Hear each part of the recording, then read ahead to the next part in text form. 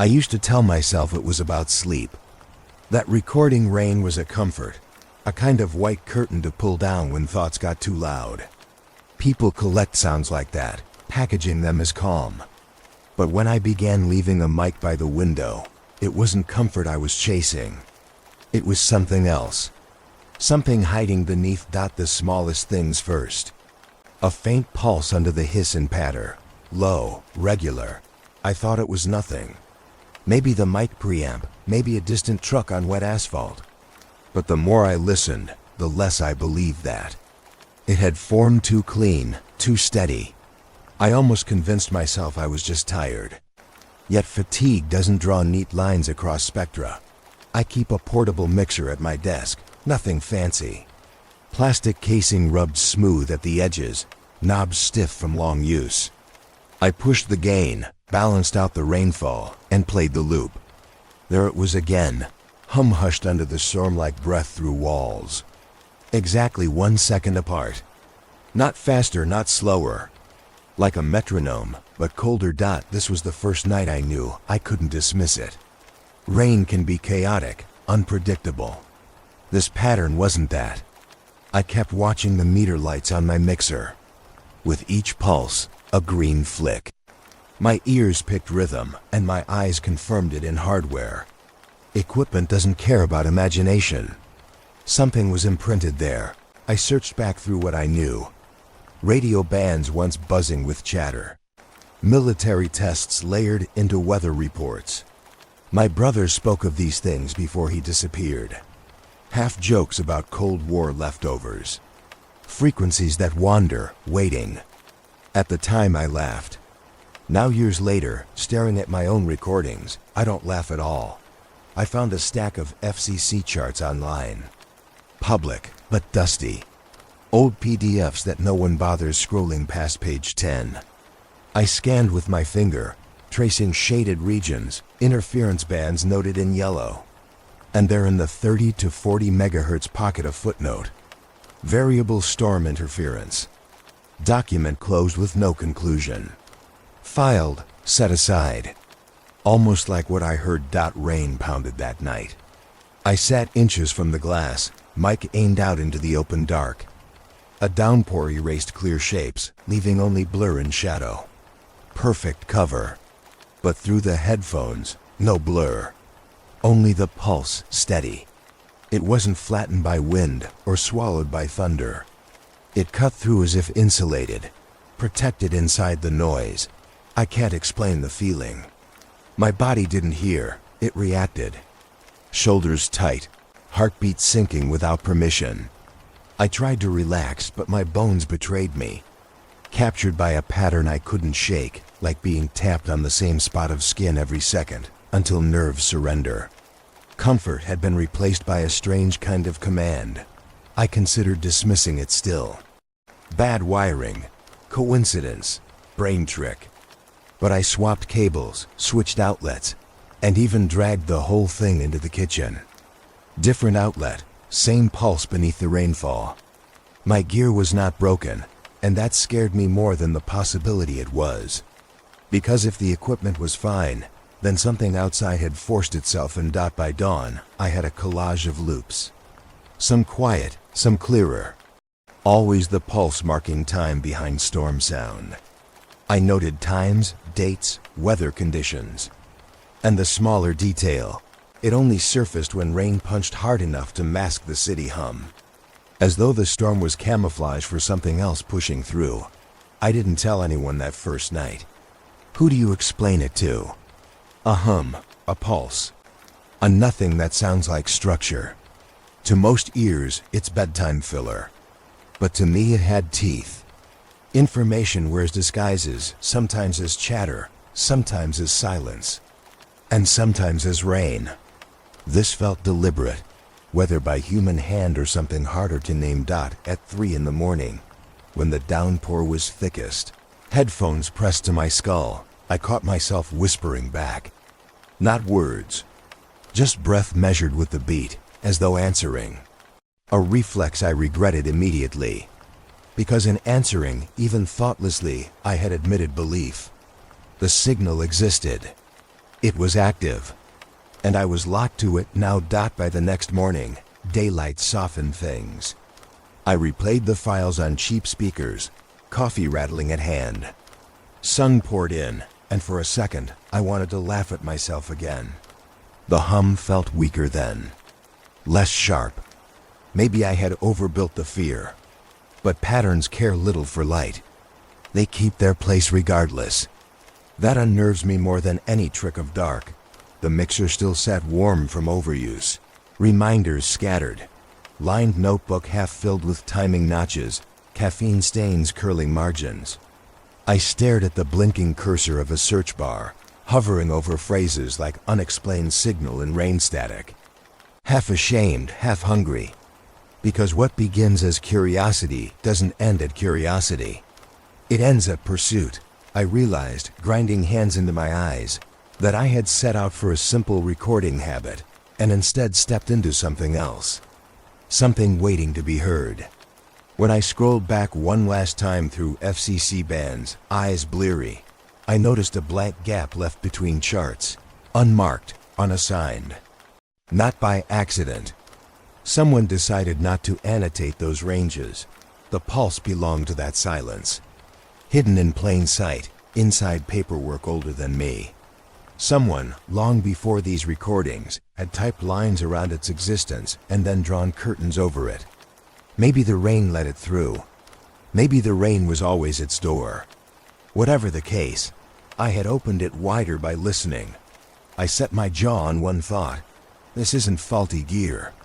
This isn't imagination. It is present. It is deliberate. And for reasons I don't yet understand, it has chosen me to notice. I closed the mixer with a snap. Outside, the rain had thinned. Yet in my ears, the pulse refused to fade. I carried the recorder from room to room that next night, hoping to prove what part of me still doubted. In the kitchen, by the fridge, under fluorescent buzz, there it was, faint but constant. Moved to the bedroom near an open vent, and still the steady hum cut beneath the rainfall. I even pressed the mic against the wall, half convinced it might be wiring or a neighbor's appliance. Nothing changed. The pulse traveled with me, unshaken by walls or outlets. It was no longer confined to one space. It lived inside the storm itself. I set the portable spectrum analyzer on the desk, screen glowing shallow blue in the half-dark. When the storm intensified, the band leapt up like a flare. A spike clung sharp and narrow, nothing my little electret mic should ever be able to register. I traced it in disbelief, a perfect tower pushing through the noise floor. Rain usually muddies signals. This sharpened them. I stared until eyes ached. Improvised gear doesn't make spikes this clean. Something else was riding shotgun on the weather. I decided not to trust only myself, not again. That afternoon, through half-remembered contacts, I reached out to the old technician I once met, a man who spoke more easily about forgotten circuits than his own past. Over the phone, his voice carried more static than signal, but I told him what I'd found. He grew quiet when I sent him the sample file. His only response chilled me. That's no household feedback. Reminds me of how jammers used to cut frequencies to ribbons. Only this one isn't jamming. It's holding steady. He paused, then muttered, almost to himself. You don't want to chase ghosts of Cold War spectrum, kid. That business left stains. When evening came and the storm returned, I sat alone again. Simple room, tangled wires, the smell of damp air moving through cracked windows. I clipped the hum from hours of tape, stripped away rainfall like peeling cloth off a hidden shape. Left with nothing but the baritone, I looped it into repetition. Fighting exhaustion, I slipped headphones over my ears. The hum became more than sound. It landed behind my eyes, an ache that built with each cycle. My temples pulsed in sync. The longer I listened, the heavier the pressure grew, until I had to grab the arm of my chair to remind myself where I was. It wasn't loud, just invasive. Not sound carried to the ear, but sound pressing straight into the body as if air itself had become charged. Each repetition dug a little deeper, making my scalp prickle and throat tighten. Sweat tickled its way down my jaw despite the room being cool. The loop trapped me in its rhythm, a circle I couldn't easily cut free from. I pulled the headphones off, but the pressure lingered. That was the worst part. Silence wasn't silence anymore. The sensation outlived the tape. Like footprints in soil, something remained impressed inside. The rain outside thickened, thrashing the glass. The background roar grew greater, masking birds, muffling traffic, flattening the rest of the city. And still the recording stayed level. It didn't care how loud the weather grew. It did not bend or blur. Strength held constant against the storm, as if borrowing its weight, pulling itself taller with every drop landing on roofs and concrete. Compelled, I leaned closer, whispered aloud though no one could hear me.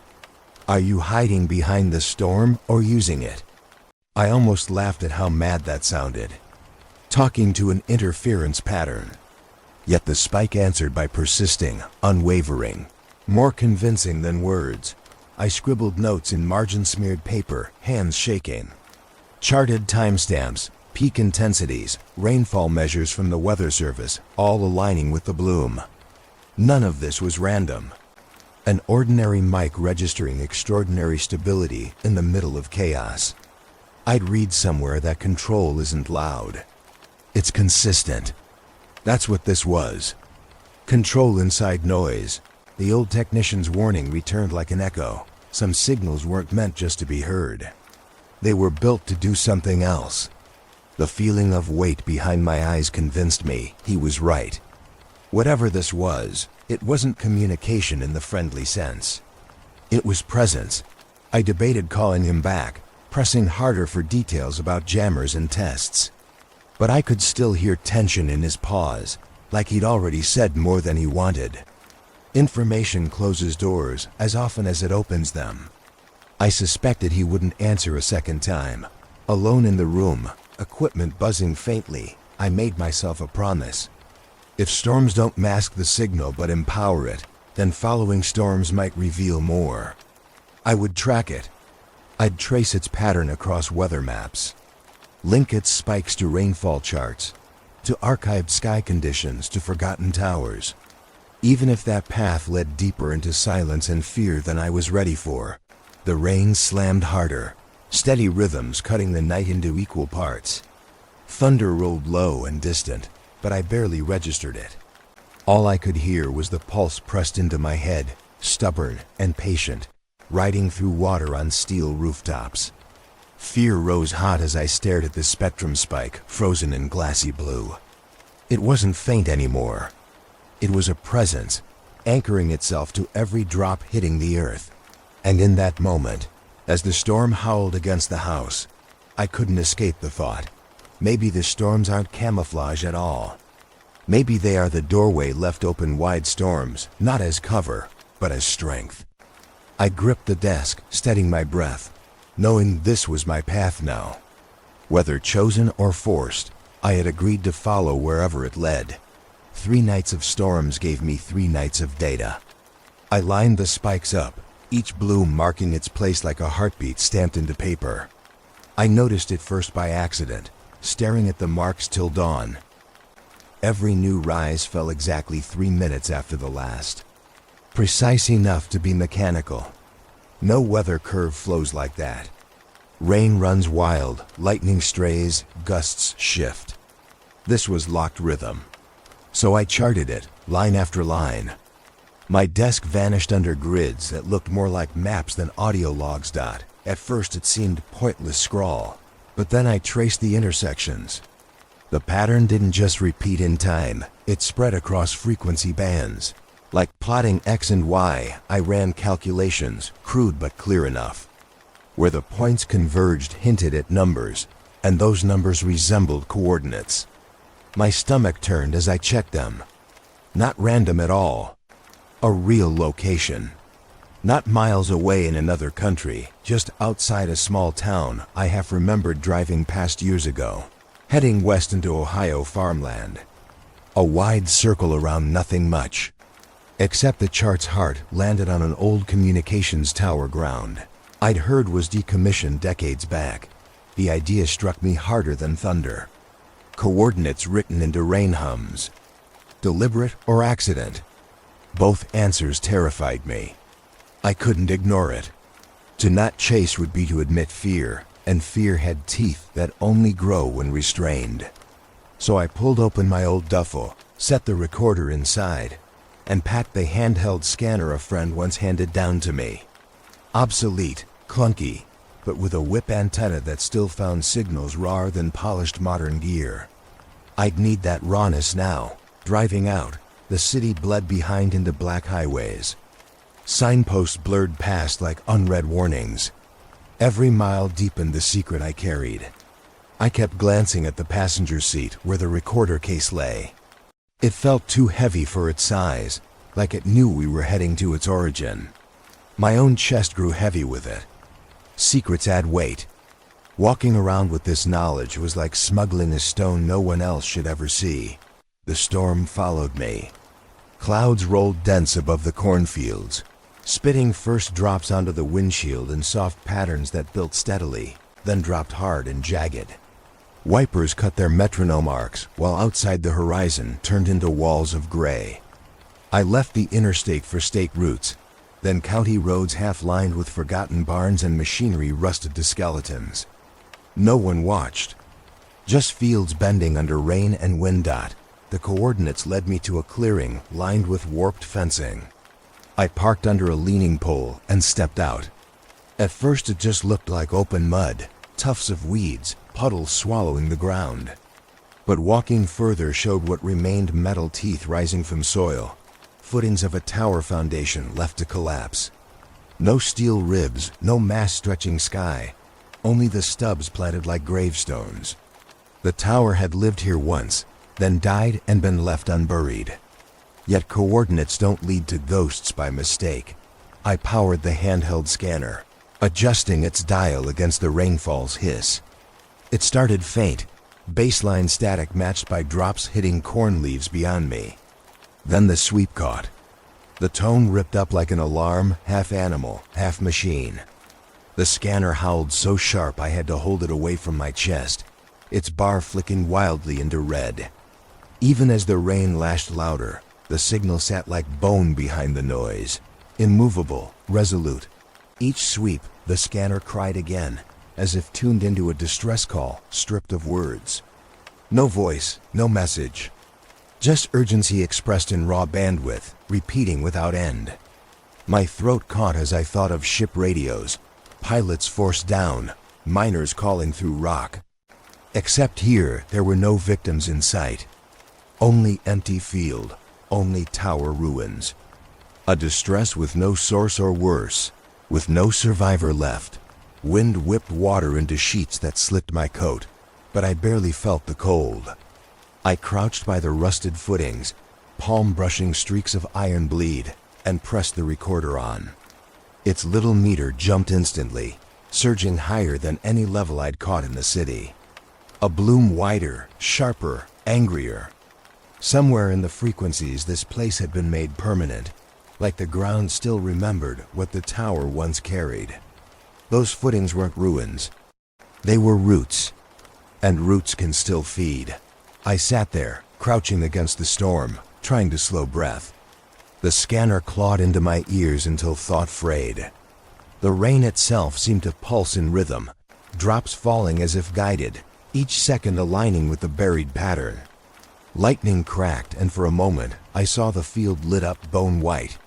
No tower, but something present nonetheless.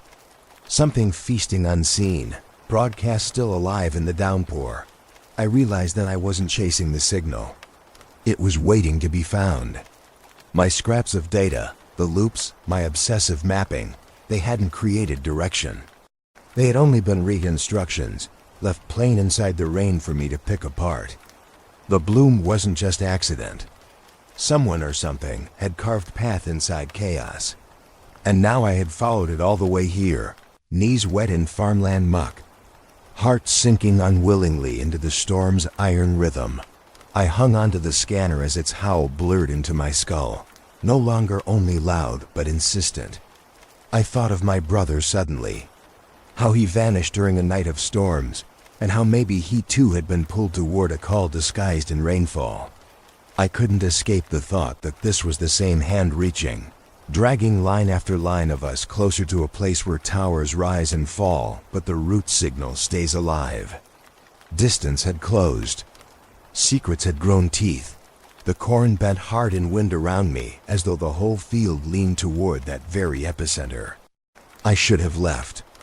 I should have driven, abandoned gear, filed it all under delusion. But I didn't. Instead, I steadied the recorder, ignored the cold water running into my shirt collar, and kept listening. Pulse in the ears, howl in the scanner, bloom in the spectrum layered all together into a shape so heavy it pinned me down. Somewhere out in the static, the tone shifted half a note higher, impossibly deliberate. My breath stalled. There it was again. A distress call not for rescue, but for recognition. I had no answers, no escape. Only the knowledge that I had been pulled deeper, and the storm pressed harder with approval. I didn't want to show anyone. Sharing meant admitting it was real, not just a phantom caught in long nights of storm and exhaustion. But secrecy curdles fast, and after what I found at the field, I needed someone else's ears. So I called the only person I trusted enough, a ham operator I'd known for years. Retired now, more at home with dusty manuals and forgotten transceivers than with people, but sharp. The kind of man who lived half in frequencies already. He humored me with a small roll of eyes, fingering the recorder like it was a child's toy. He plugged it through an adapter, adjusted volumes. Static filled the room, mingling with the storm outside, rattling loose glass panes. His grin hung in place as he leaned near to listen, but then it flickered. Because the hum cut through, steady and clear, bending his signal readouts right in front of him. The pattern sat unmoving across his equipment, shouldering aside other bands like they didn't exist. For a moment, all the rain chatter disappeared, overwritten. He frowned and tapped dials like maybe it was a crossed wire, faulty filters. But the more he fought knobs and switches, the stronger it grew. That look crossed his face, the look when a professional stops dismissing and starts fearing. He shut the main switch abruptly, cutting hiss from the room. Silence pressed heavy. He sat back, rubbing his chin. "Don't ever broadcast that," he said, voice lower. He stared at the tape deck like it was alive. I asked him why, what he thought it was. He muttered about old experiments, storm-born trigger work, things never meant for amateur bands. His eyes didn't meet mine as he added, most of them were shut down. Or claimed to be. I pressed for details, but he stayed cagey, like touching memory that could still burn him. Instead, he pulled a ledger from a stack handwritten logs he'd kept for decades. Rain nights, cross-band checks, everything timed. He flipped through with fingers hardened by years of switches. His face grew paler line by line. Because there it was. Every heavy storm, some entry marked anomaly. An unnatural steady spike, always sweeping and cleaner than surrounding chatter. His notes sometimes chalked it up to power surge or lightning scatter, but turned pattern now undeniable dot, then he froze on a page 4 years back. Storm date circled. His pencil note scrawled. Spike stronger than common. Overrides banned for several minutes. I leaned in and felt my ribs clench. That was the night. The same night my brother vanished in storm thick as a wall. I had never tied his absence to radio, not with proof, only memory of rain muffling everything. Now his coded scribbles dragged that thread into daylight. The ham operator closed the book fast. Too fast, like to hide what we both saw. He pushed it aside and reached for his cigarette tin, though his hand shook lighting one. "Forget you came," he muttered. "Logs don't prove anything solid. Just quirks." But he wouldn't meet my eyes. Proof lives not just in paper, but in the way a man tries to bury it again the second it surfaces. I walked circles in his cluttered room, feeling suffocated. My grief and this interference had just braided tight. I wanted to scream at him, demand why he hadn't warned me back then. But what would I have done with a warning? I was barely holding on as it was. I steadied myself, asked instead what had shut the experiments down, but he shook his head like a man hiding chains. Words like sensitive and above clearance trickled out, but nothing concrete. Outside, rain slammed the roof hard. Inside, the tape sat between us like a living thing. I could still hear its pulse and phantom sound, though the gear was off. I thought of my brother's laugh crackling through a cheap shortwave, how proud he was to fix scavenged sets. He would have chased the signal too. The thought stabbed sour. Maybe he already had. And maybe that's why he'd never come back. The operator ground ash into a plate and told me again in a firmer tone, "Don't chase it. Some signals are accidents," he said. "Others are sent out to see who listens." He gave me that long look, the careful kind, the one that can harden a man into silence. But I had crossed the line already. My proof was real. His logs whispered it, even when his lips refused. My brother's night wasn't random. When I left, the storm poured stronger. Wipers beating futile. In my passenger seat, the recorder case sat heavier again. A slab of truth strapped shut. I kept replaying his words, trying to twist them safe, but the fact rang harder than thunder, coordinated spikes. Every storm, logged by a reluctant hand, one aligning exactly with my loss. Rain hides and rain carries. The signal chooses storms for reasons I don't yet grasp. I pulled over once on the country road, flung the wipers up, and sat staring through rain blur, chest hollow. I held the recorder in my hands, whispered my brother's name into the black hum of stormfall, half daring the pulse to answer. Of course it didn't, but that absence was worse. Silence bleeding through felt like taunt. The tape left no comfort, only a doorway between grief and proof. By the time I drove home, everything outward looked the same: storm clouds dragging across telephone wire, fields soaked dark. But nothing inside me matched what came before. The line had sharpened. My brother's absence and the rain signal shared time, shared route. Whatever I'd stumbled over held him too, one way or another. I closed the door that night, house trembling to thunder, and switched the recorder back on, though I swore I wouldn't, just to hear. The hum surfaced instantly. I sat cross-legged on the floor, eyes closed, whispering to the pulse though no one could answer. Despair curling in, but sharper purpose too. The trail wasn't erased. The rain had kept it. The hum carried it. And now I had first proof. The night he vanished has never let go of me. I replay it more clearly than I replay birthdays, sunlight, anything alive.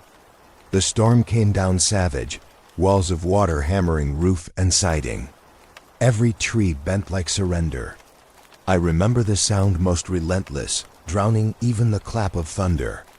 That was the night silence became total, not absence of sound but burial by it. My brother walked out into it, saying he'd be quick, but he did not come back.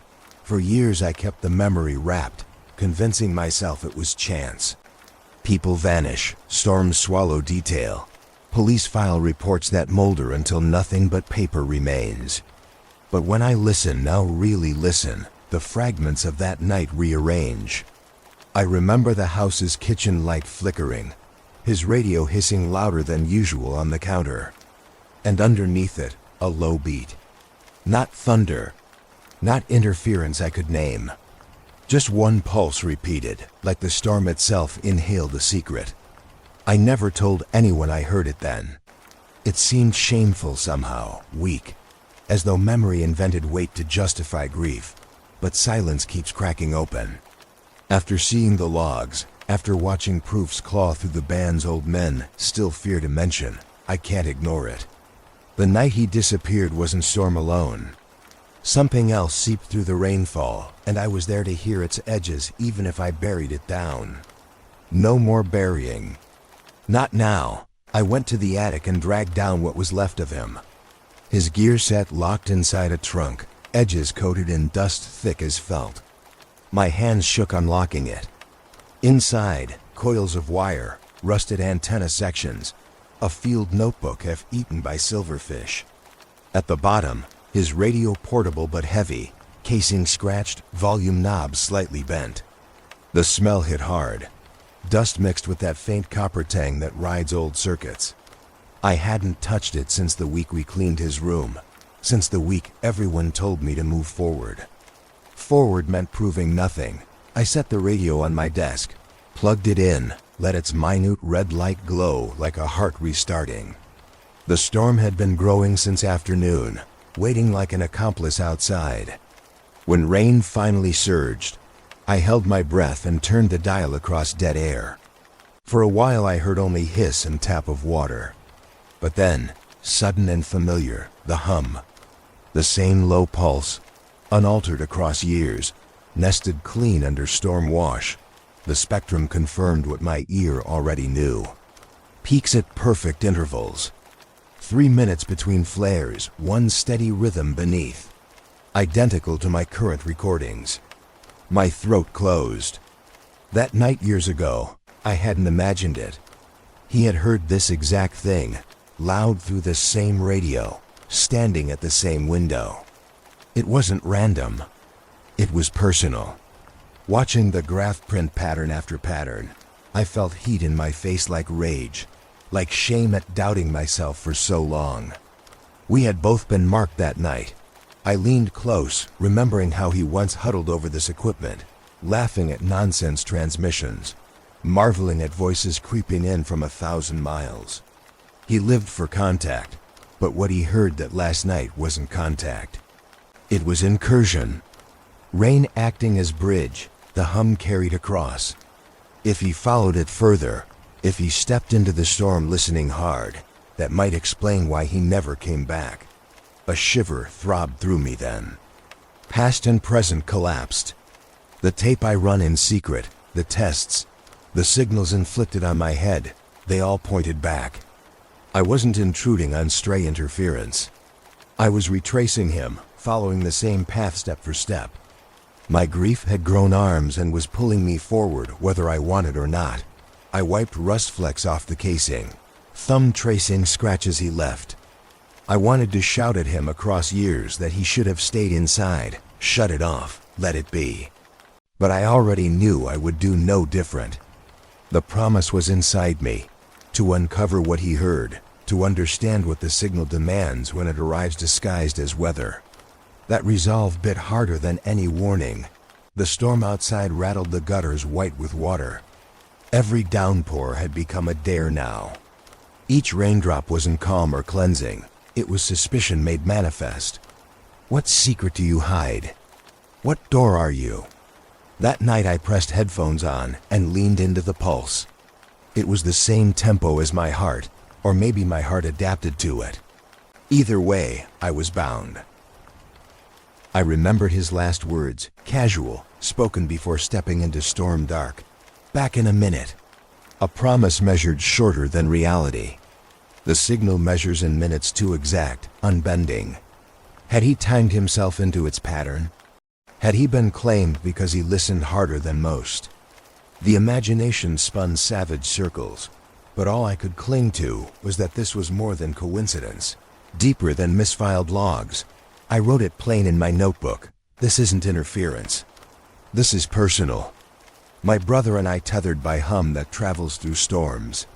He walked first. I walk next. Both of us chosen or cursed by a pattern that insists on being noticed. I closed the old notebook he once kept. His handwriting had notes about antenna angles, weather stations, and scribbles of call signs. But there at the margins, faint pencil scratching, heard steady tone tonight. Not sure if external. I froze. Proof he had marked it too. Proof he had seen it first. My chest shook reading those words, a ghost message for me years late. The rain thickened. Thunder rolled. I sat in that storm with his gear alive again, his hum alive again, and knew the path stretched only forward. Grief no longer separate from interference. They were the same fabric, different strands woven through each other. The rain that had once given silence after pain now only fills me with questions. So I vow it, playing to myself, whispering into the drone, I will uncover what he heard. Whether it was accident, experiment, or door left ajar, I will not let it stand only as absence. If storms write coordinates and pulses bend proof, then proof will lead to him, or what remains of him. Either way, the hum pulled us both. And I cannot stay still. He didn't look like much at first. Just a retired technician, hair gone white too early, hands stained by years of solder and graphite. But when he leaned close over the recorder I brought him, the worn lid of my duffel opened between us. I felt the shift. He pressed one ear toward the speaker, eyes narrowing, face drained of humor. The hum cut steady through the hiss, and after a long breath he said flat and certain, "That's not civilian." The words sank like a blade. They came from someone who had logged decades inside machines that never made the public face of broadcast. He didn't call it strange. He didn't call it broken. He named its category by absence, military or darker. Not for common ears. He played the loop again, each pulse bruising the silence. Then he shut it off with 2 quick taps, as though keeping the sound present in his home too long might invite something. I asked him what it reminded him of. He thumbed ash from an invisible cigarette, though he no longer smoked. "Storm-linked monitoring," he muttered. "We caught these spikes sometimes." Tag said non-attributable transmissions. Official lying was equipment drift. But we weren't fooled. He lifted one shoulder like he wanted to shrug it off but couldn't. He spoke low, as though walls eavesdropped. Each entry got stored, filed away. Shelf bound in print, no one read. Then, eventually, locked under storm weather experiment backlog. That phrase stuck in my skull. Non-attributable, without origin. A sound tracked but denied. He pulled from a file folder he'd kept after leaving a sin, he admitted, but one he excused as personal curiosity. The FOIA requests had come through decades later. Inside were copies, gray and blurred, leaked documents stamped declassified across. I scanned the pages. Lines of numeric readings, timestamps matching heavy rainfall. And words repeated in margins. NAT, non-attributable transmission. Always during rain events. Always written and then buried. He watched me too close as I read, like measuring how I held the weight. "You wanted truth," he said flat. "Here's the truth. Too much digging backfires. Monitoring committees like these frequencies asleep. They let files rot for a reason." I asked what reason. His gaze dropped to my recorder. "They don't want to know what keeps speaking during storms." His voice cracked a little there. For all his caution, I saw in him a shadow of my own obsession. Something haunted him still. He reached again into his folder, produced a scrap with a handwritten note. This one wasn't from FOIA. It was his own memory, penciled from 30 years back, cross-referenced with plant irrigation reports. "There's a reel," he said finally. "An old magnetic archive, mislabeled, filed under agricultural weather logs at the state library. Someone shoved it there, whether by accident or intent, you decide which. It's been waiting. Might still be." The idea of an actual reel sitting on some forgotten shelf twisted my veins. A recording older than mine, than the operator's, maybe catching the same storm signature years back. I wanted to press him harder, but he shifted in his seat with that unmistakable gesture, done talking. He had given more than safe. His hand trembled slightly as he pulled the folder back and snapped it closed. He leaned forward. A warning burning quiet. "Be careful. Storm tapes drag longer than you plan. I've seen men spend entire lives cataloging signals that won't end. The more you press, the more it presses too. His eyes flicked to the rain-glossed window, like even speaking an extra word might draw the pulse alive inside. I wanted to counter, explain that proof was worth it, that silence kills heavier. But his expression silenced me first. He looked like a man who had already fought and lost. The hum lingered in my memory while we sat there. No sound in the room anymore, but my pulse. He tapped the recorder once more, pushed it back toward me. Whatever this is, it isn't whining through towers. It isn't broken preamps. It isn't yours to solve clean. But maybe you'll find that real. If it's still there. That's your lead, for what it's worth. Just weigh what it costs.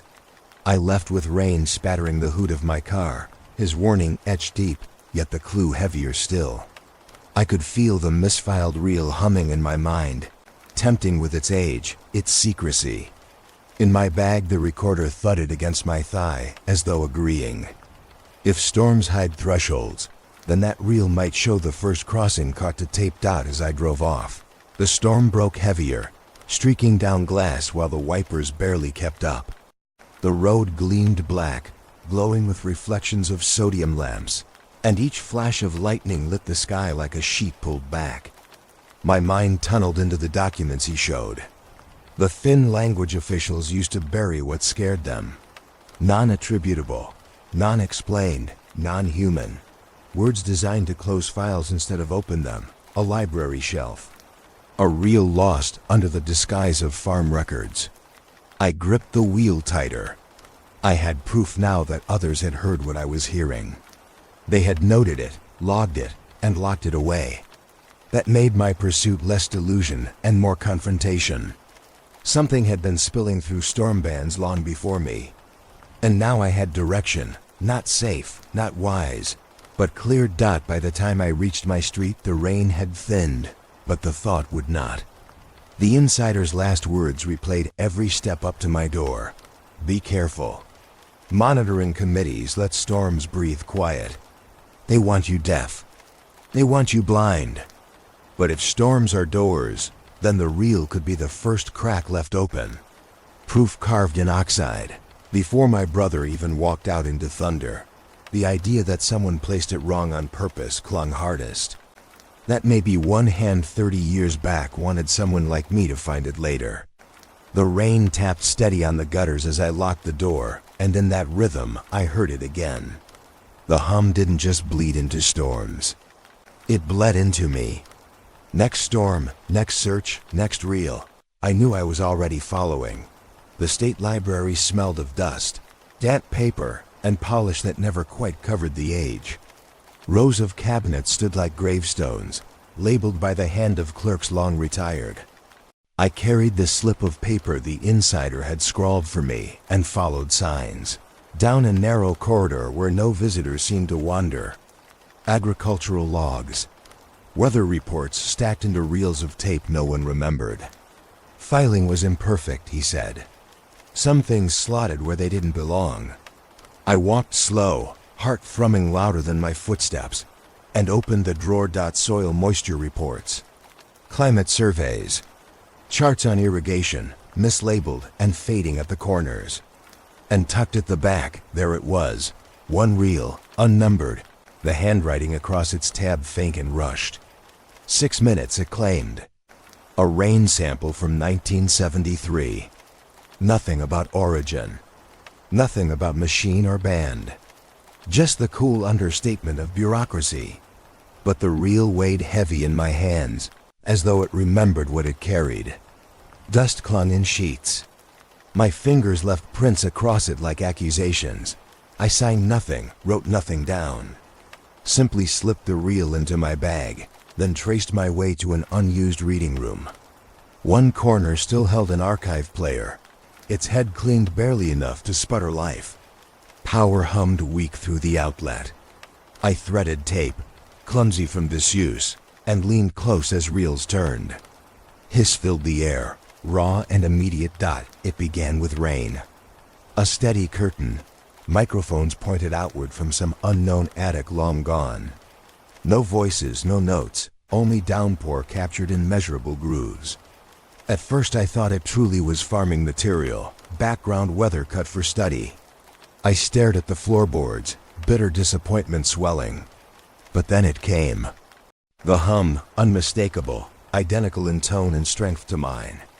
A low pulse biting through stormwash. My chest tightened. I struck the pause button, sweating despite the chill. I lined my portable recorder against the player's output, pressed record, watching my own spectrum in real time. Perfect alignment. Every interval identical to the spikes I had mapped from current storms. Across decades, the pulse persisted pristine. Whoever had captured it, they had heard the same impossible signature, and like me, they had not erased it. My breath shook out of rhythm with the rain. The ghost was older than me, older than my brother, maybe older than most of us knew. Minutes swelled with this proof. A hum repeated beneath storm sound, pinned into oxide tape like an insect held fast in amber. But near the end, things shifted. The last 30 seconds twisted out of comfort. Noise wove into the tone, not voices, not static and drift, but modulation rising crooked. A jagged chord stretched raw, guttural, something pressing inward but misshapen, wrecking the clean repetition. My stomach clenched, the way it had that night looping tones back through headphones, until my skull hurt. Someone's hand decades back had heard this same swell and recorded through it. I replayed it twice, palms clammy, verifying my ears weren't inventing. Each time the chord warped identically, like a blunt instrument scraping against frequency. Not music, not words. An edge brushing against consciousness, searching for shape. My head swam and I had to kill power. The reel sat turning still, its tapes slackened to inertia. In the silence, I almost thought I could still hear that modulation chewing the air.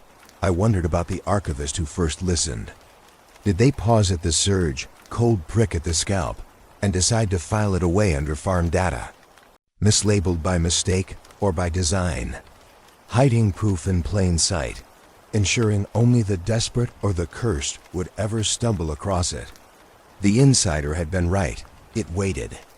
A breadcrumb left not for the committee, not for the agencies, but likely for me or someone like me. I wiped sweat and dust equally from my brow, gathered the reel back into its case, and sat staring at my notes. The years no longer protected anyone.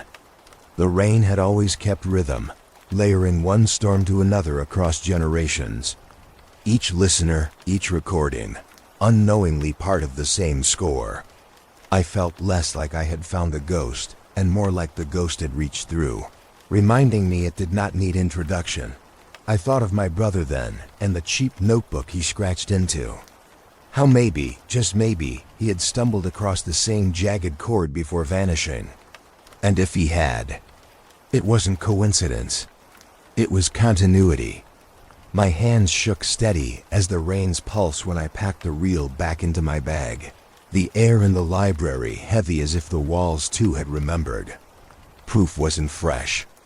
It had lineage, preserved by storm after storm. Outside, rain leaked from the sky, brushing windows with soft percussion. I felt the chord humming still, even as I walked. Whoever recorded that decades ago had passed it forward like inheritance. And now it belonged to me, lodged raw in bone. The rain kept time, and I could never again pretend that time belonged only to weather. The reel haunted me long after its jagged chord faded. Proof wasn't enough anymore. Proof demanded context. I wanted archives stacked against my own logs, cross-checked until they folded into pattern undeniable. So I turned to weather station records, combing databases that smelled of dust even through a screen's glow. Thin text files, faded scans, engineering notes uploaded by interns who never knew what they guarded. At first it felt like digging in sand with bare hands. Stray rainfall entries, wind directions, storm advisories. Then the gaps became obvious, whole nights gone. Logs broken with jagged error tags where storms had raged. Files stamped corrupted, dates missing like snapped stitches. When I lined them chronologically, They made a map of absence. And every absence sat squarely on top of heavy downpour nights. Too precise to pass as glitch. Weather stations can fail, yes, lightning can kill a line. But across sites, across states, always the same? This was intent. Someone had cut pieces away. I clicked deeper into regional subfolders and found more holes. Logs labeled blank with no reason. Bursts of rainfall data, intact before and after, but in between, a silence that hammered louder than words. I stacked them against my own notebooks, shaking all the while. The nights missing lived inside the same rain calendars I had charted for my pulse patterns. Erased nights stared at me like scars. Not accidents. Clean silences pressed over chaos. The thought pressed bile to my throat. This wasn't data lost to storm. This was data scrubbed from memory by deliberate hand. Someone had sifted through decades of turbulent rain and left only the emptiest nights behind.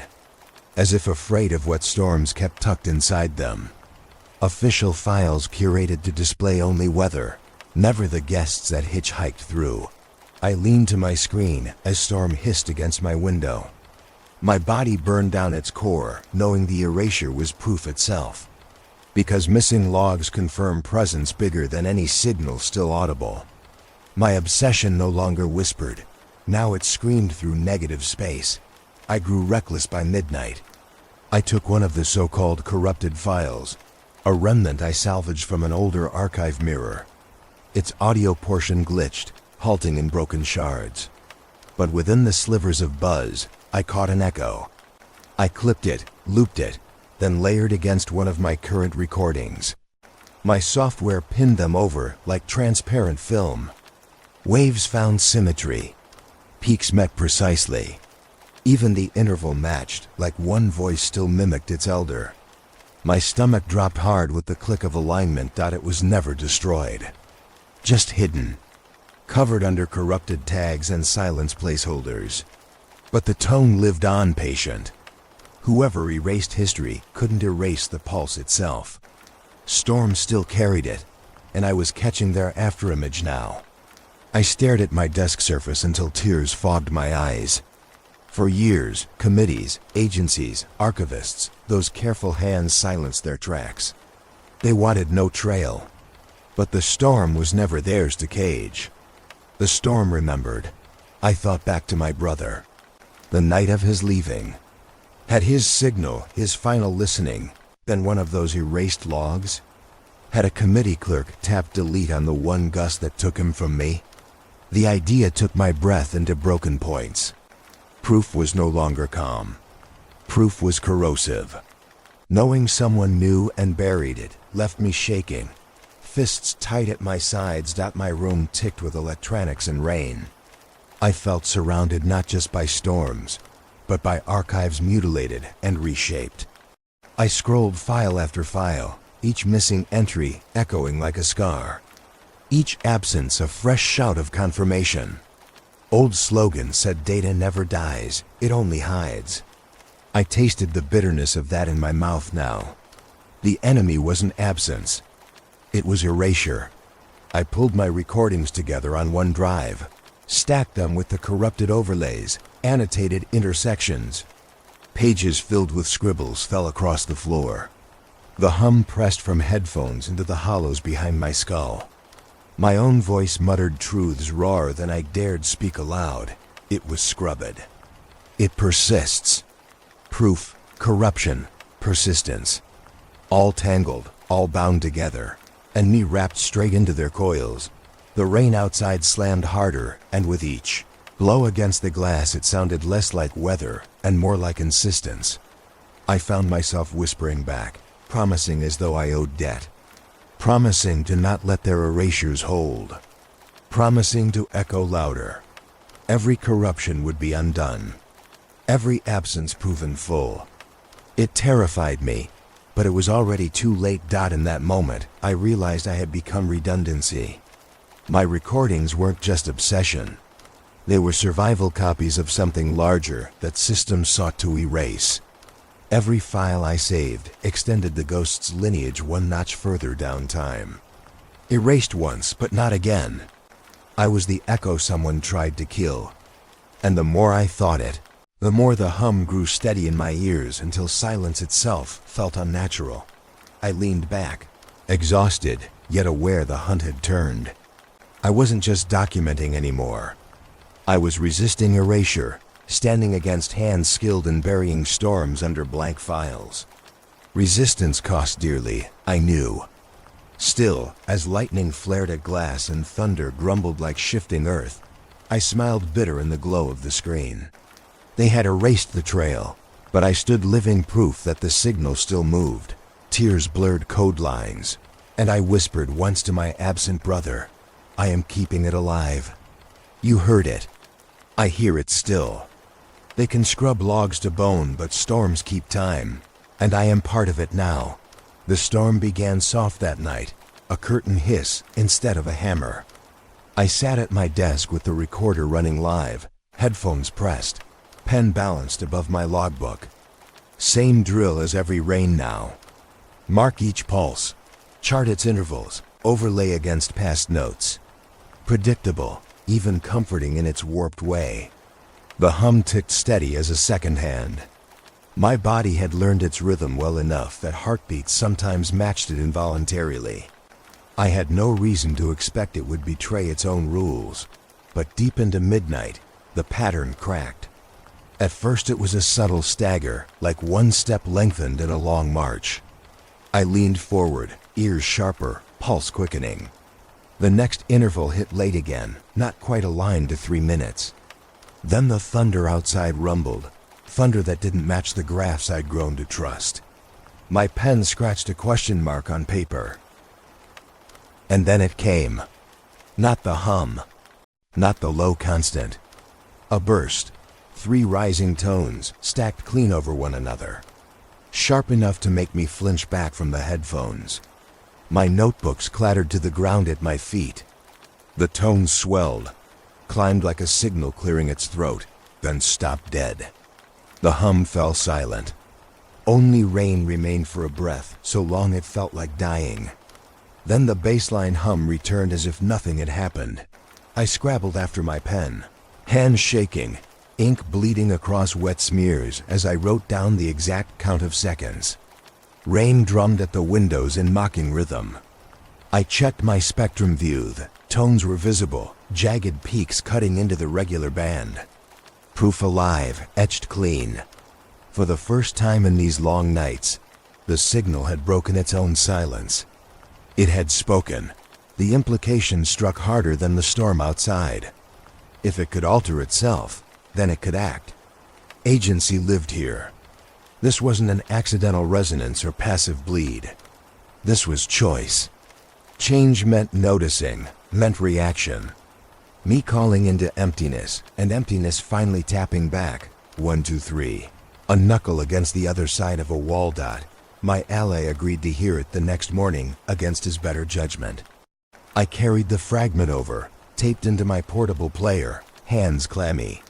His expression tried to stay blank, but as the 3 tones rang out, the corners of his mouth sank. He rubbed his palm across stubble and muttered, "That wasn't random." His voice carried weight like a man renewing an old fear. I asked again and again what he thought. Feedback? Artifact? His head shook each time. I've logged thousands of freak pulses. They fade or blur. That was deliberate. Like call and response without the words. Then he shut himself down, lips sealed, eyes elsewhere. The same look he wore when refusing to elaborate on old scars. He refused to hold the tape again. He warned me not to dwell. But he didn't deny it. Denial gone meant everything. Back home, the tones played on loop in my mind. Static that wasn't static. A message so simple, it rattled time. The effect was unnerving, not just in sound but in its intrusion. I felt my skin prickle while working through notes, like something unseen kept its gaze on me. A realization bloomed sick and final. If it could change, then it could notice. That thought doubled the fear. All this time I believed I was looking in, documenting from distance. Obsession, yes, but mine. But what if lines run both ways? What if each night, crouched over meters and charts, I had been waving a torch in thick dark, and something finally turned its head to see me? The rain that night no longer felt like cover. It pressed on windows like a presence, alive with weight. Every drop a nail in walls too thin. Sound traveled both directions. Doors opened both sides. I replayed the clip, heart accelerating all over again. 3 tones, rising, sharp. A summons, a signal, or perhaps just acknowledgement. But acknowledgement is enough. I realized then my notebooks scattered across the floor weren't just records now. They were correspondence. One column of the conversation. And the hum had just answered with its first line. I stared long into the blue screen glow until my handwriting blurred. My chest hurt, taut as string. I wanted to deny it again, but denial was wasted. I felt it plain. I was not only studying, I was being studied in return. The storm reached its height just as midnight struck. I was already awake, waiting, headphones against my skull, recorder armed. Habit had dulled fear. It was always the same cycle. Low hum, steady rhythm, the occasional bloom. I thought I knew its range. But this night split everything open. The hum did not start as expected.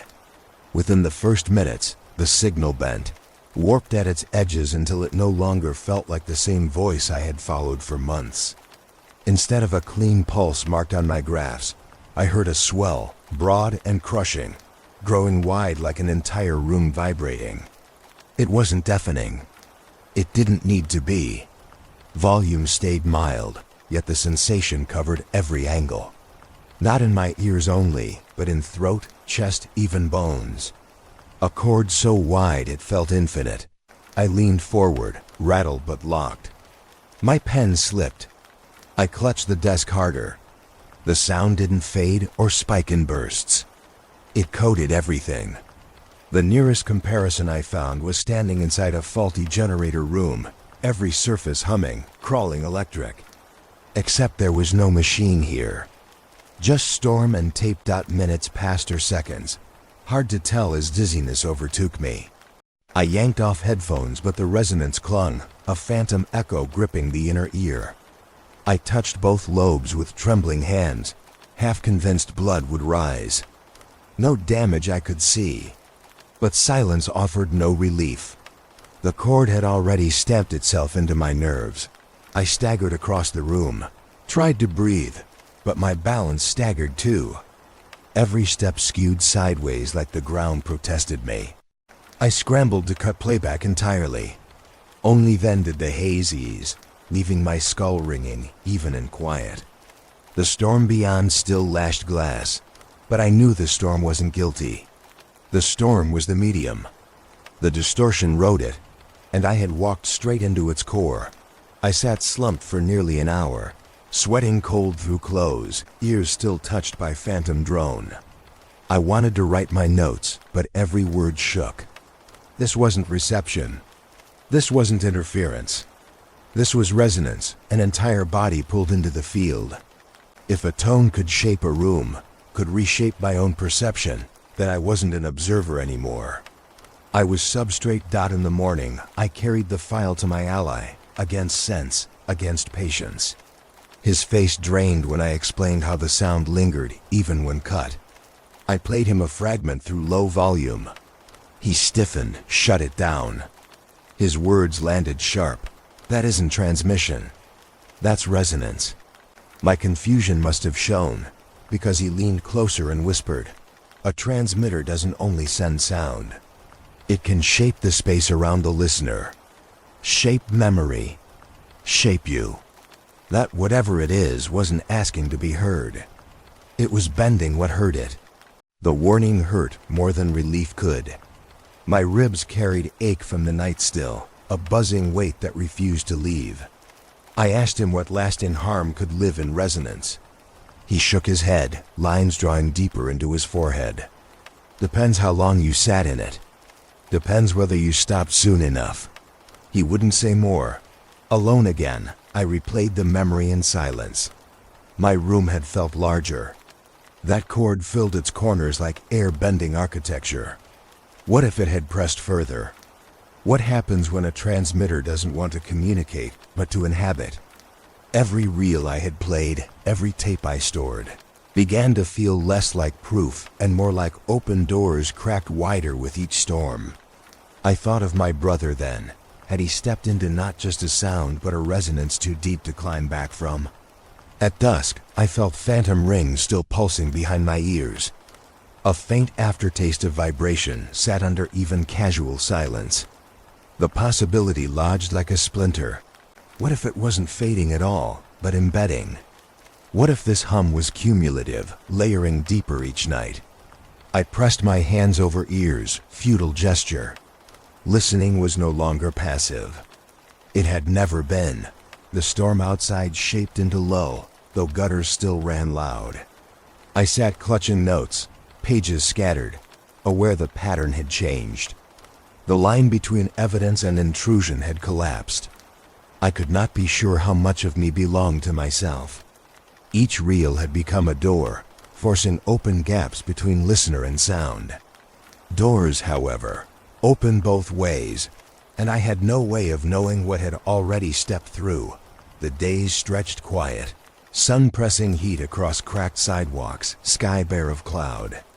No storms to test, no rain to hide under. For the first time in months, the air carried nothing but cicadas and passing cars. I kept watch anyway, fingers restless on silent knobs, waiting for weather radar to smear with color again. Silence should have felt like reprieve, but it didn't. It pressed heavier than any droning pulse.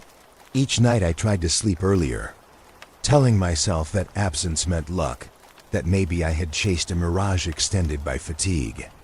The voice of reason whispered that stress explains distorted hearing, and faulty archives explain gaps. But even as I half believed, my body didn't. Silence wasn't absence anymore. It was withholding. A withheld word during conversation. A breath paused before the blow lands. I found myself pressing headphones close, though nothing played, hoping to catch stray vibration beneath air conditioner hum. Hours passed with no rain and no pulse. Only my breath sinking against hollow hiss. Each cycle of quiet felt pointed, as if storms had shifted away, not by season but by design, granting me empty days to taste what life could be like without the hum. But it wasn't mercy. It was reminder.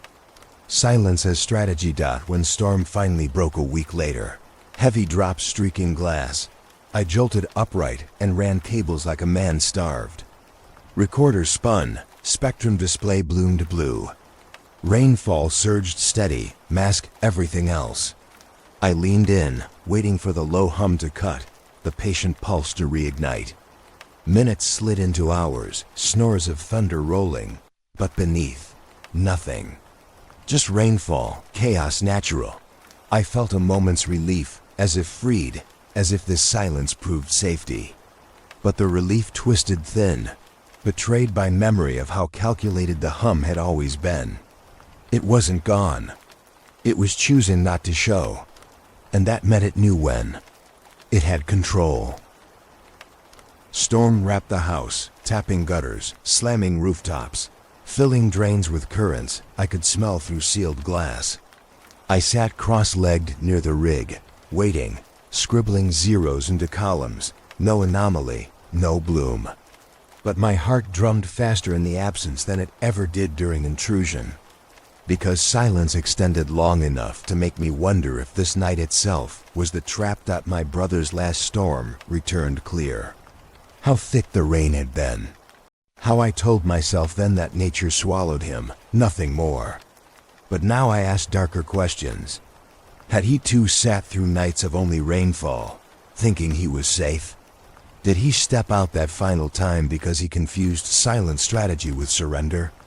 My guts turned tight, imagining his last breath, not as mistake but as bait. I stayed wired into the headphones so long that awareness of myself blurred. Not hearing made the absence louder, a hollow roar with shapes waiting to slip through. I reset gain levels, toggled filters, stared unblinking at the spectrum, but the line traced flat. If something could choose its entry point, then it had been watching, evaluating, waiting for maximum intrusion. Towards dawn the rain lightened. I had found nothing. Still, I couldn't shut the recorder. The thought coiled in me that turning it off would answer back, give it more than it took, invite engagement by conceding attention. I let tape spin longer than necessary, balancing dread against instinct. In that stretch of fatigue and paranoia, one thought cut hardest. The silence wasn't for me. It was for itself. A tactic in patience. A kind of flex that let me know I couldn't rely on rules. Strategy disguised as emptiness. Some silences are traps. The hum had taught me that its voice could fill every second. Now it taught me that absence itself was a weapon sharper. I sat staring at the recorder's red light blinking into pale dawn, wondering if letting it run longer meant offering part of myself away. Each reel becomes a doorway, and I had left mine open, waiting. The silence had grown unbearable, a waiting game I couldn't endure any longer. If the signal had agency, if it could alter itself when it wanted, then I needed to know if it could be reached. The idea crawled from the back of my skull until it filled every thought. So I pulled down an old shortwave rig from the attic, its casing dented, knobs stiff with dust, but still wired strong enough to carry tones. I set it on the desk beside my recorder, hands trembling as I dug for cables, antenna coil half rusted but workable. Outside, the rain began steady, thickening into the perfect storm sleeve to hide transmission. I told myself this was fair, proper symmetry. Storms had carried it to me. Storms would now carry me to it. I stared at the signal log one more time, measured the tempo I had charted across months, triple-checked interval spacing. And then I dialed the frequency open, pressed transmit. A simple tone spilled into the rain. 1 second long, steady. A mirror of what had once been fed to me. I repeated it, pulse after pulse, forcing myself into rhythm strict enough to match their own. I leaned toward the band scope, watched static clutter swirl with rainfall, but no spike came in answer. Minutes stretched into hours. I cycled pulses higher, lower, even sent 3 rising tones to mimic the burst it had once gifted me. But the rain carried only my imitation away, folding simple tones into static drifts. No reply ever broke through. Just noise, endless gray hiss. My notebook filled with check marks too many times scratched out. By 2 in the morning my throat was dry and my back ached. Futility pressed down, but more than futility, I felt exposed. Every second of transmission blared into night, not as conversation, but as announcement. I wasn't whispering. I was shouting my presence like a flare. In one instant I saw myself not as the chaser, but as the caught, standing spotlighted in storm, while nothing stirred in return. At last, I cut power, slumped in the chair, embarrassed by my own desperation. Fool screaming at storm. Static answered, but static was nothing. I packed wires in bundles, quick and unsteady, trying to clean signs of what I'd done. But the air inside the house felt shifted, as though something had turned and noticed. The rain against the windows hissed louder, sharper. A chorus waiting in plain disguise. The following evening I told my ally, voice quiet, ashamed but certain. His face snapped suddenly tight, no humor at all. He leaned close enough that I could smell solder in his clothes. "You shouldn't have done that," he said. His voice shook in spaces it never had before. "Transmitting isn't listening. You painted a target on yourself. You told it where you are." His eyes darted to the window, as if expecting the rain itself to lean in. He refused to touch my notebook, as though even numerals carried risk now. He only repeated the warning, "Never transmit again. For your sake." Then he shut the conversation down, the finality of a slammed door. Back home, his words echoed harder than any tone I had blasted outward. The house no longer felt like shelter. Walls seemed porous under rainfall's constant drumming. I walked the rooms, pausing, listening to every tap, each hiss carrying more implication. The rain wasn't just nature anymore, it was accomplice. Each droplet stitching my coordinates across the world's fabric. I couldn't step anywhere without believing the sound would betray me. Lying in bed, eyes to ceiling, I remembered pressing that transmit button. The exact moment power surged into antenna. The thought twisted into dread. What if my tones weren't ignored at all? What if they were logged, cataloged, and studied by whatever sat behind the storm? Failing to reach it didn't feel like safety. It felt like knocking against a locked door, while someone already stood silent on the other side. Listening, the rain whispered on the glass, steady, complicit. A live dot, I reached the breaking point slowly, as though carried by water filling a room. Weeks of storms, nights of vigil, mornings smudged with half-written notes. My body gave way first. Fingers cramped from constant scribbling, eyes bloodshot from glowing spectrums, ears pulsing even when no sound played. Sleep became fragments, shallow wires crossing each dream until I woke startled, certain the hum still poured into my head. One morning I snapped. Rage cut through exhaustion, and I dragged stacks of notebooks into a pile. Dozens of them, pages heavy with graphs and marginalia. I burned some in a metal bin, the rest I tore apart until paper snow sat across the floor. Days of rain-thick hours gone in minutes. I told myself this ended here. I closed the recorder, shoved wires into shelves, promised air into my lungs that I would stop, but storms don't approve promises.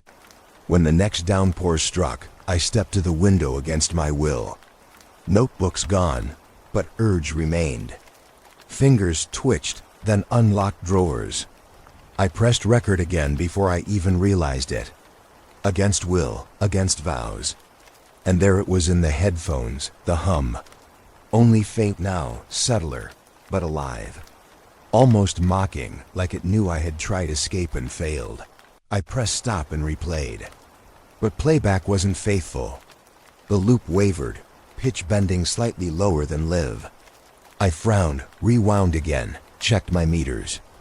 Second playback carried a new aberration. Pacing slowed half a second, like someone adjusting reel little by little. I tested cables, checked software. Nothing explained it.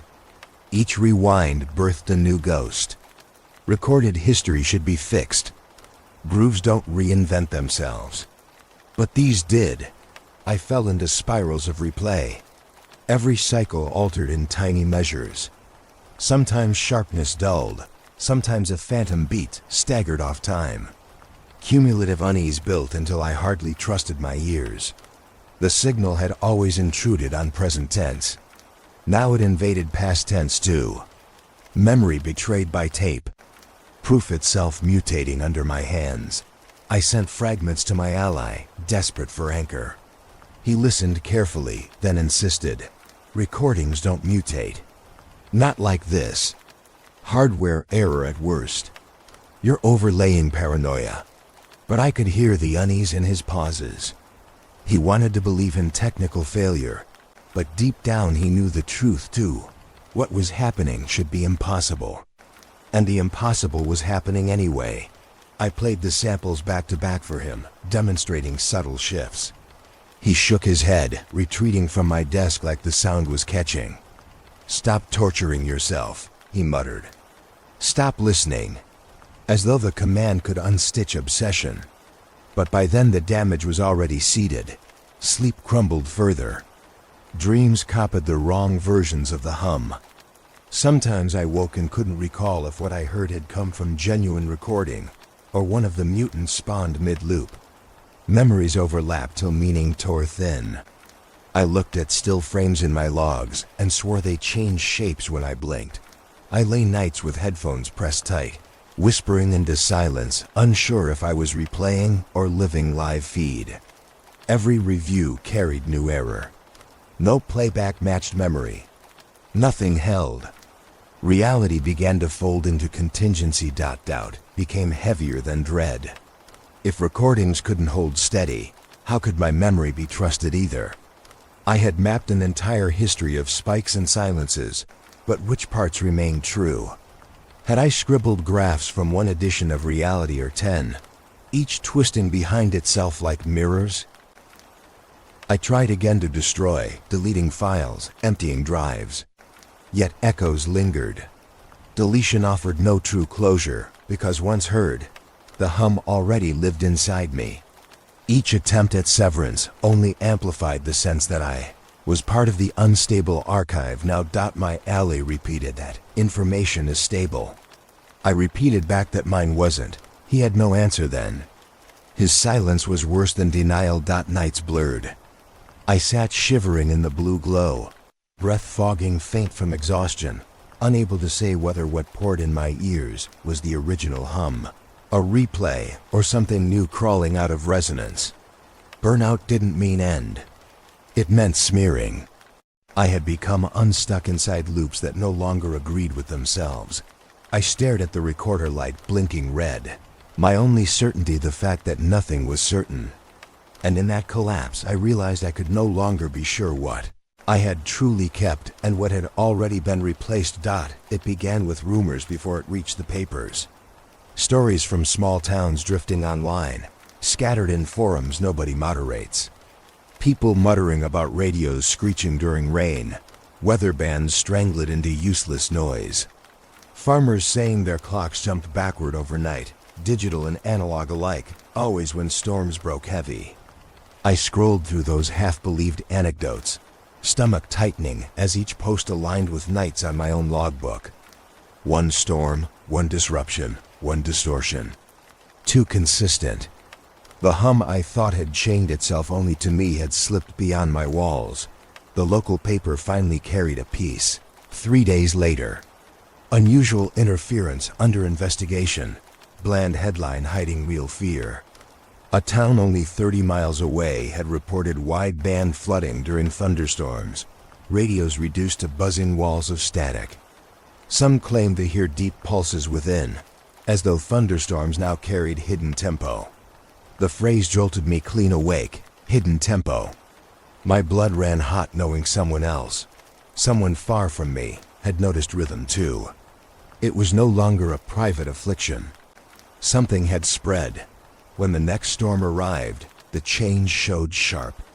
I recorded as usual, set headphones, pen ready. But instead of the single pulse I had lived with for months, multiple hums bled against each other, overlapping, colliding into dissonance. Peaks rang close together, like several transmitters firing through the rain at once. I grabbed the desk edge to keep steady.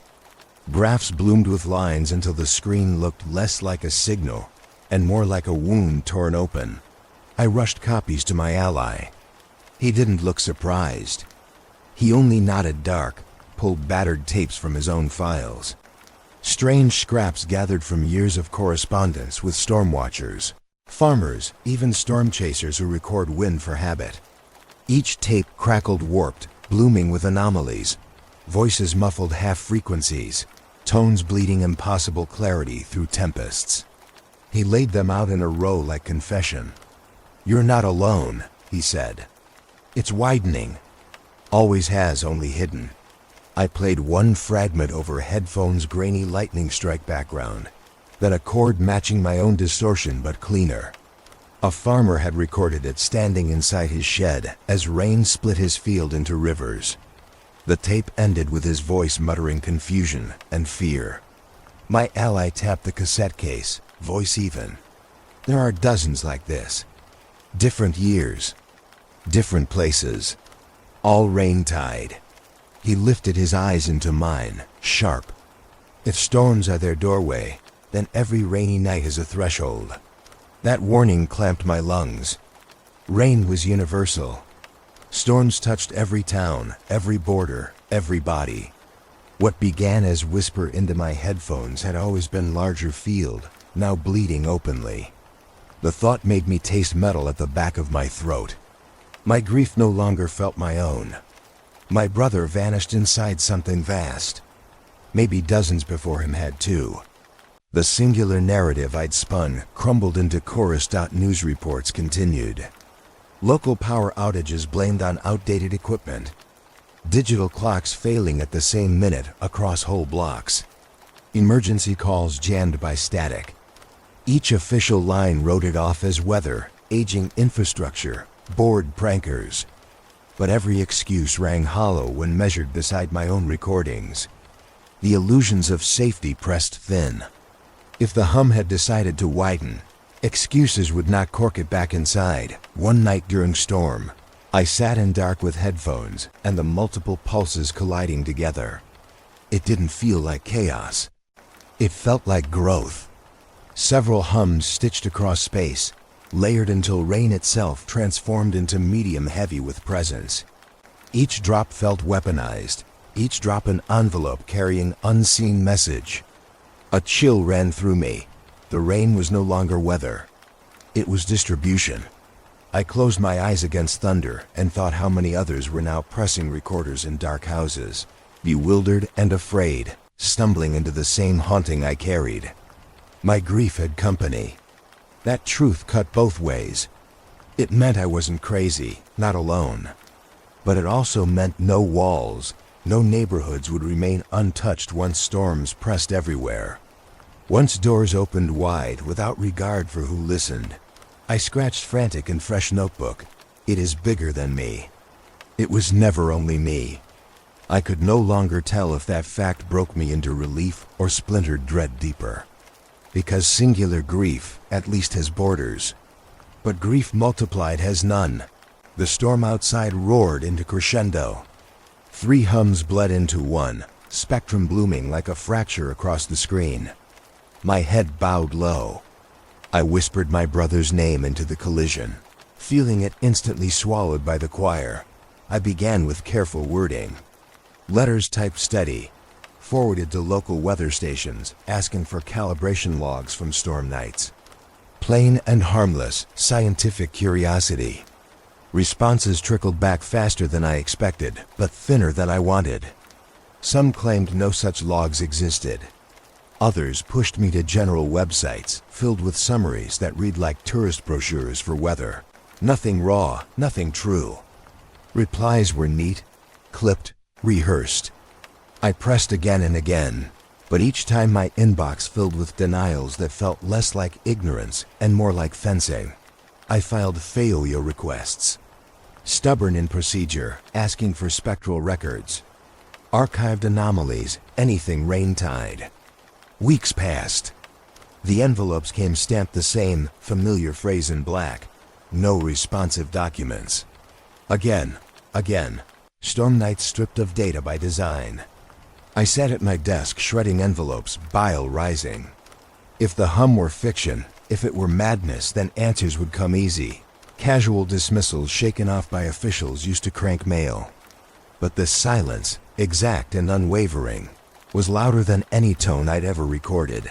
I called one office direct, voice cracking with forced calm, asking about interference reports. The man on the line paused long enough that I heard his breath grow shallow. Then he spoke clipped one note, not our department. Repeated it 3 times until I hung up. It wasn't dismissal. It was training. My ally leaned closer than usual when I told him. He muttered, not quite looking at me. Committee archives run deeper than you guess. Quiet hands smoother than concrete. They bury what disturbs consensus.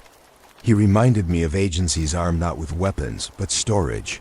The kind that files whole nights out of existence, building silence brick by brick. The thought curdled through me. Erasure as governance. I pushed anyway, one more round, casting broader net. Universities, private labs, radio boards. Only polite replies now, all circling a vague theme.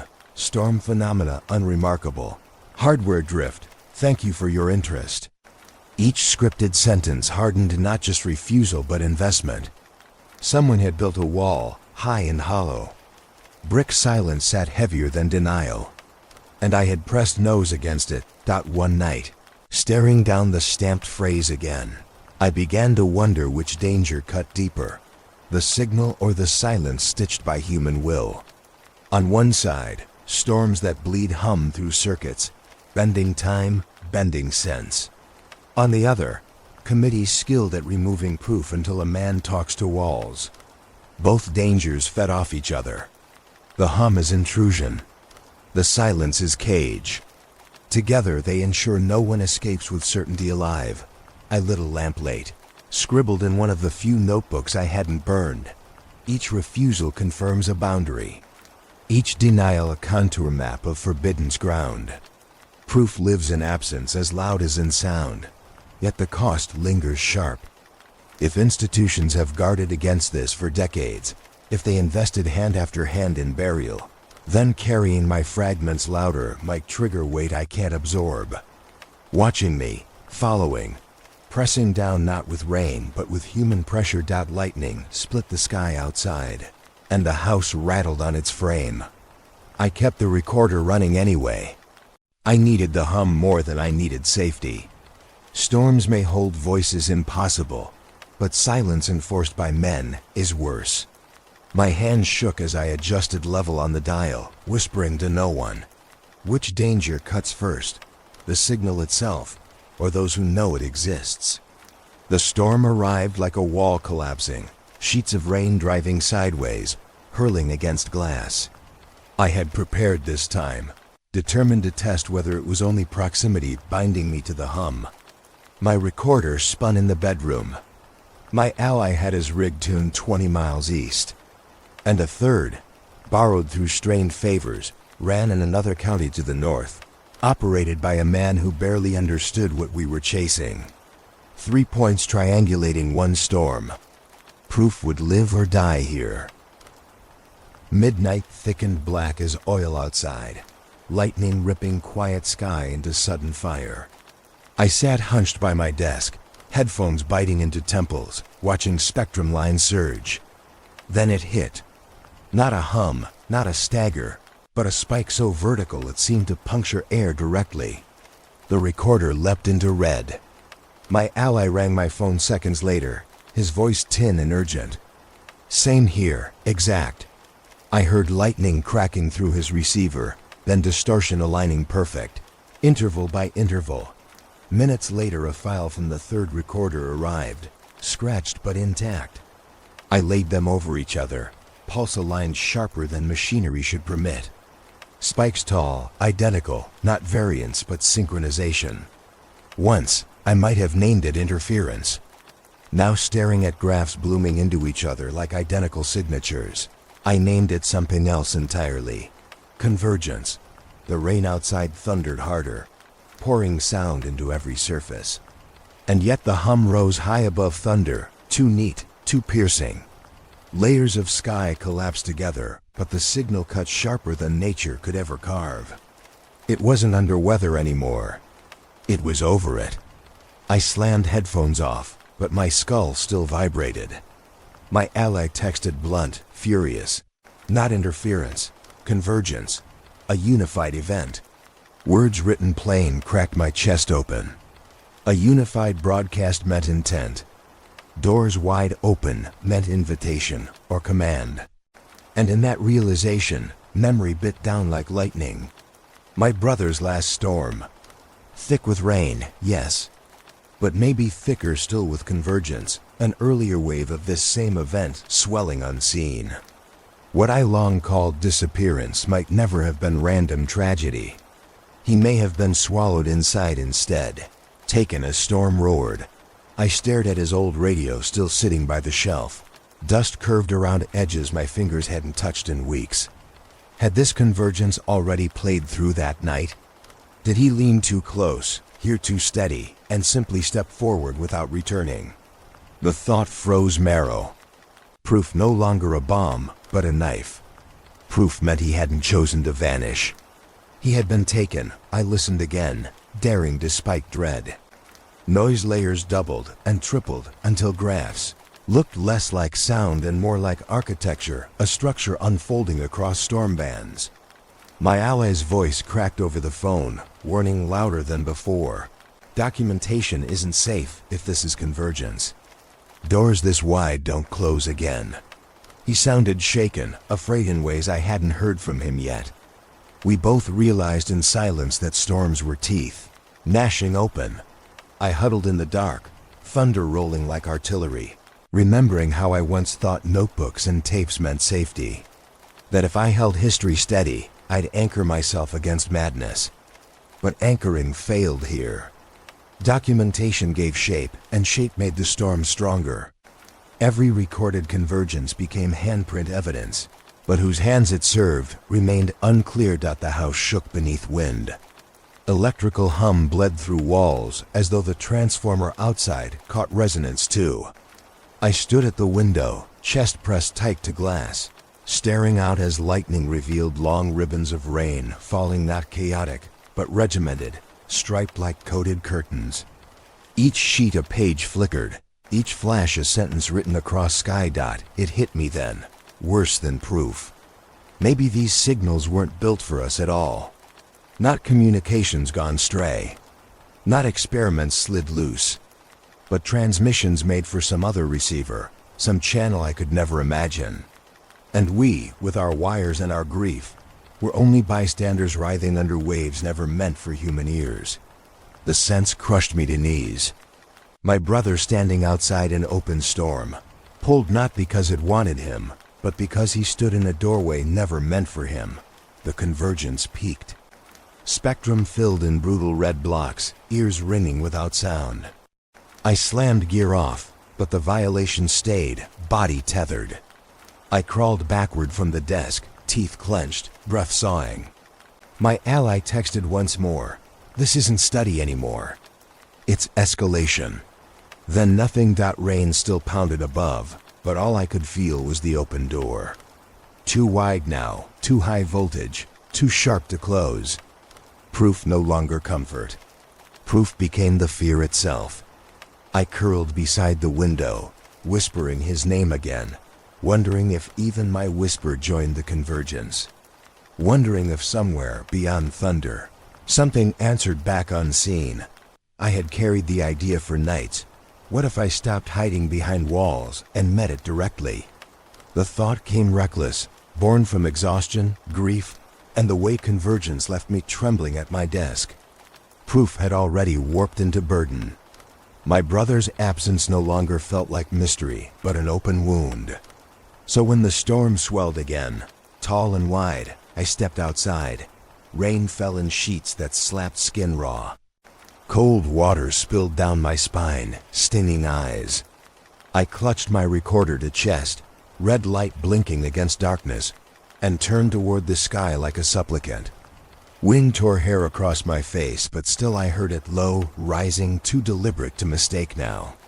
The distortion surged, not carried by gust, but pressed through every drop. A vibration too clean.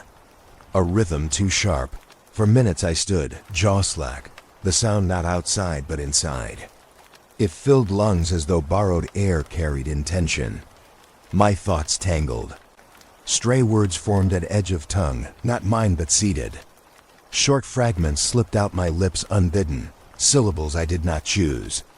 No voice addressed me directly, yet my head swarmed, as if another presence pressed alongside. I staggered in mud, hand white-knuckled on recorder. The weight of invasion undeniable. The rain masked it, carried it, delivered it. Every drop colluding.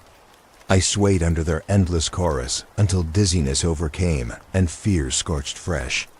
I stumbled back toward the door, body half numb, wheezing like I had walked a mile carrying stones. Inside, door slammed behind me, and still the hum clung. I stripped soaked clothes, kneeling by the gear shuddering, fighting bile at my throat. I dared lift the recorder again, shakily checking what it had saved. The tape scarred, warped, nearly broken. Playback carried distortion, bloated and cracked, whole minutes dissolving into unreadable hiss. Yet through collapse, in narrow seconds of rhythm, I swore I heard shape. Not full word, no voice. Just pacing resembling a name. His name. My brother's cadence, as if storm itself indexed it. I froze, mouth dry, listening a dozen times until certainty carved itself deep. He was in there, faint, echoed out of signal. Whether memory or actual trace I couldn't tell, and it frightened me more than any scream. I brought the scarred tape to my ally, desperate, near begging him to confirm. He listened once, wincing at distortion, then shook his head slow. Too damaged. That's not meaning, that's pattern seeking. His flat tone sliced. He didn't believe me. Not one fragment. I pushed, argued he had to hear what I heard. But he only grew colder, repeating that interference mutates. That grief carves hallucinations into random noise. His denial tasted like betrayal, but inside me I knew. Proof sins differently when it breaks you. I didn't confront an enemy that night, not in the way stories promise villains. The confrontation came against proof itself, against the weight that tore logic apart and buried certainty. Outside, the storm howled uncontested, shaking window frames, yet I only heard collapse echo, pulse trying to form into name. Alone again, I replayed scarred minutes until dawn spilled pale and gray. My body throbbed fevered, bones aching as if the storm had etched itself inside marrow.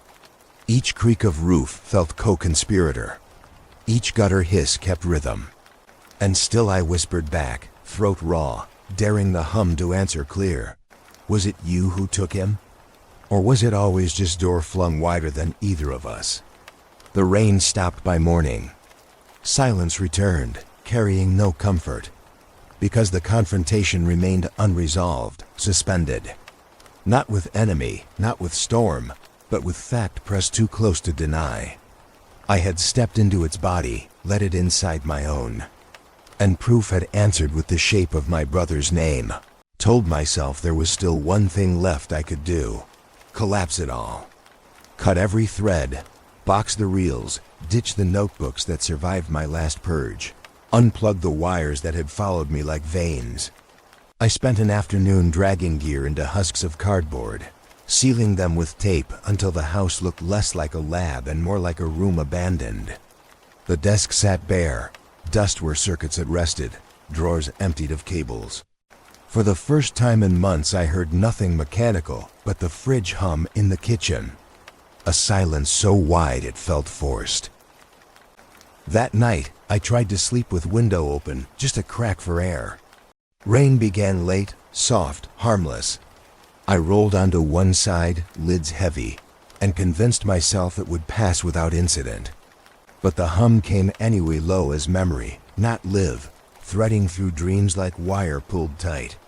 I woke with sheets twisted around my legs, heart pounding as if I'd run. My first thought went cold. The recorder sat boxed in the hall closet. No feed was live. Yet my ears still rang. I fought down adrenaline, dragged myself to the desk, double-checked. Everything remained shut. Power cords severed. Battery packs drained. Nothing ran. And still, faint but certain, the spectrum meters on one device twitched. A single line rising on a screen I hadn't turned on. Like the gear itself was listening, even after burial. I unplugged that too, but unease clung bitter in gut. Intrusion no longer needed wires out the next day. My ally answered my shaken call with a sigh thick as old smoke. He said quietly, "You've let it inside too long." Exposure like that does more than distract. Resonance leaves marks that don't fade easy. His words sank cold into my chest, worse than denial. It carried finality, the way someone speaks about a sickness incurable. But what difference did warning make now? I had already stood outside in storm, already let vibration stamp deep against bone. He knew and I knew warnings were hollow, nights blurred. I stopped recording, but the hum threaded everywhere anyway. Taps against the window that once soothed now struck as marks, time hammered out with patience too exact. Even the radiator ticks beneath the wall seemed to join, pacing in rhythm, impossible cadence reasserted. I pressed palms to ears, but the body is not mute shelter. Once you've let pattern burrow, silence can't cling it free. I walked rooms restless, lights off, listening to phantom chorus peal from angles no wires touched. Memory joined with experience in ways that pried at sanity. Was it thunder I recalled, or thunder sown new into ear? Dreams bled into waking, each set with rain tempered by pulse. I began to stop trusting which house I walked in my present, or some archive running parallel. Each day I thought of stuffing the boxes deeper, burying them in landfill. But I knew truth sour in marrow. The tapes didn't matter anymore. History itself had been corrupted through contact. Information could spread without hardware now, in echoes stamped inside perception. I was conduit whether I wanted or not. By dawn, I often found myself pacing floorboards, whispering half prayers, half curses into stale air. Each radiator tick answered with same spacing, tightening loop, until my body shook with futility. I wasn't speaking to expel it anymore.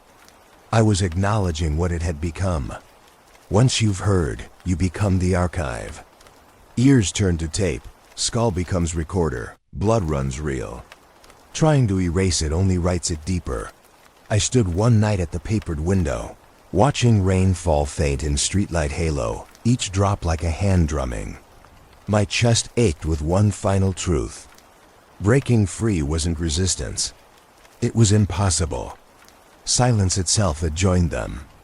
And I had no road back. My ally stopped answering calls at first. I thought maybe illness, or fatigue, or the silence people retreat into when conversation turns too heavy. But then a single message arrived, short, clipped, final. Never send me anything more.